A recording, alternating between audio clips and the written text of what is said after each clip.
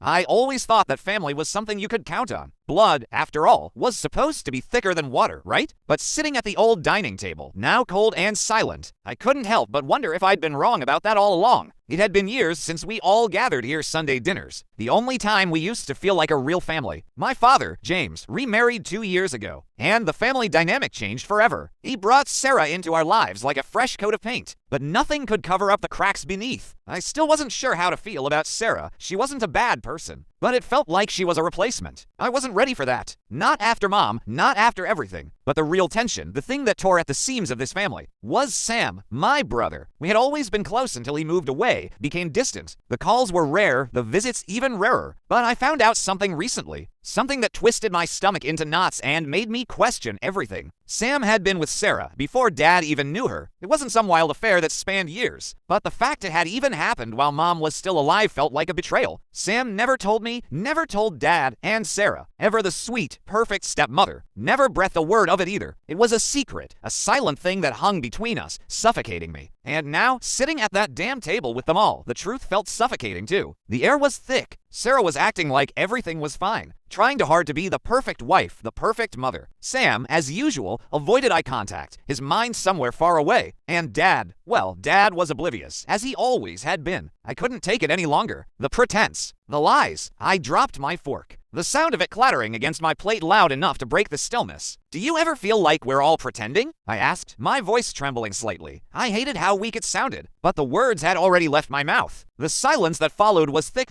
Sam stiffened, and Dad's face darkened with confusion. Sarah's smile faltered, just enough that I could see the strain in her eyes. Pretending about what? Dad asked, his voice defensive, almost protective of the fragile family illusion we had left. Pretending we're fine, I said, my voice gaining strength. Pretending everything's okay, when we all know it's not. When we all know it hasn't been for a long time. Sam shot up from the table, his chair scraping across the floor. A move so sharp it startled everyone. You don't know what you're talking about. He snapped, his voice raw with something that sounded like guilt. But I couldn't back down. Not now. I know exactly what I'm talking about. You've been hiding it. Sam, you've been hiding everything. And Dad, you've been too blind to see it. There was a long pause. I couldn't even hear my breath. The room was so still, it felt like the house itself was holding its breath.